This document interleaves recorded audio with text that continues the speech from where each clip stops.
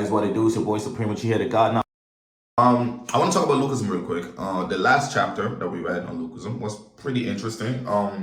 So our boys, obviously infiltrated the workers. You know what I'm saying? They walked in there and started whooping ass, and it was everybody was having a great moment, and we find out something very interesting about Jay. Now, it doesn't outright say it, but it's something I think we've all assumed and been guessing and been contemplating and talking about for quite some time. And basically, is that Jay is gay. And it's important. I think why the author has kept it ambiguous is because of how taboo, homosexuality can be in certain countries and certain cultures. So that's one of the reasons I think the author has kept it like a mystery. Like, why is Jay kicked out of the family? Why is he not allowed? Is it because he doesn't talk, or does he not talk because when he did or said some shit, the dad probably went crazy? But he basically got kicked out of the family in his own. But the dad still supports him financially.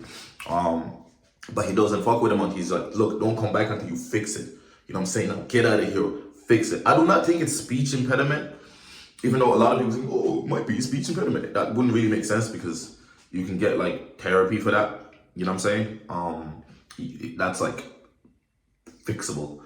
He it's not that he was born with no voice box, because he obviously, as it was a 12-year-old, 11-year-old when he got kicked out. So it would make sense that he was he just couldn't speak from the jump. Otherwise, you know what I'm saying? That's just a known issue, to be honest. So I think he's obviously gay, and I think that's where we are at with Jay.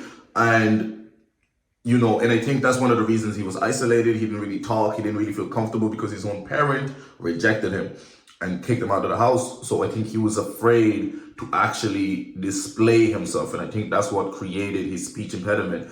When you can get mental trauma from different things, and people react differently to different scenarios and outcomes, etc. So I think that's basically what happened. I think he lost his voice because he wasn't allowed, and I think that's the author kind of being cute about it. It's like a literal a literal explanation. Not literal explanation, I'm saying this terribly, but it's like he lost his voice because he wasn't allowed to display that he's gay, right? So he lost his voice, and the author uses that like metaphor, you know what I'm saying, by having him actually not be able to speak anymore. You know what I'm saying? Because he has lost himself. He has lost a major part of him because he's not allowed to display it. He's not allowed to showcase it. And it again, to us, is portrayed as he can't speak. But Daniel was the first person to call him a friend, accept him, and never question anything about him. You know what I'm saying? He didn't care. He didn't think about it. He was just like, hey, Jay, thanks for helping me. I really appreciate that. You're my friend now. Yay, on some Luffy type vibes, you know what I'm saying? The Luffy just you just give him a piece of toast that you found on the ground. Luffy's like, we friends now, I'm gonna die for you type shit. You know what I'm saying?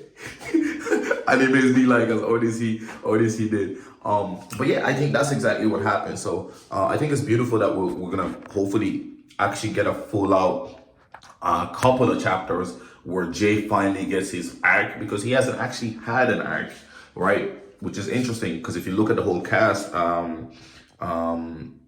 Zach has had a few arcs. Jay obviously has not, but Vinny has had some. Vinny hasn't really, Vinny's not a major character to be honest. Jake has had a lot. Eli has had a lot. There's so many characters that have had hella arcs. Like Vasco the Hero, he's had tons. But Jay is the only one in the main group that has no arc whatsoever. You know what I'm saying? So that's one thing that we gotta pay attention to. So his arc is it's a slow burning arc that's been happening throughout the story. And I think the author is about to finally face it head on, because he slapped us with some flashbacks. It feels like a weird time to be doing it now.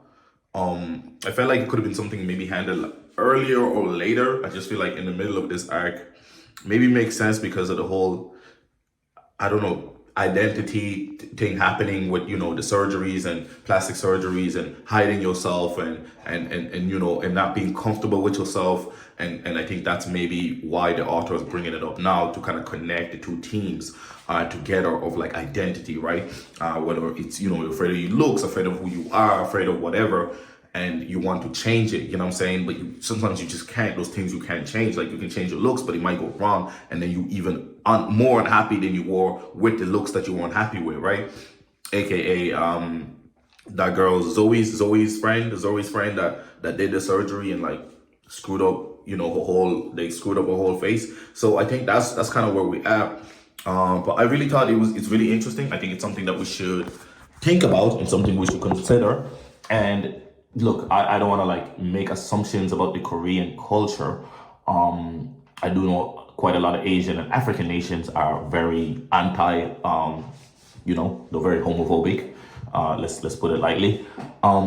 So it really depends here. What do you guys think? Do you guys think that, you know, any Koreans in the chat, is it becoming more progressive? Because you guys are becoming like super, I won't say super westernized, but you guys are becoming way more, you know, world renowned type vibes. So, but yeah, let me know what you guys think. I think it's a cool thing. I think it's good that it's happening, because I think we all kind of knew. I mean, a lot of us did, not everybody, because, you know, not everybody really be paying attention like those. But yeah, let me know, comment down below. It's been your boy, Supreme Uchiha, the God. It's so hard to get a good angle when you're holding the damn phone yourself. Like, God dang. Like the lighting, bro, trying to get that light, bro, you know what I'm saying? It look like I ain't got no jawline. Subscribe.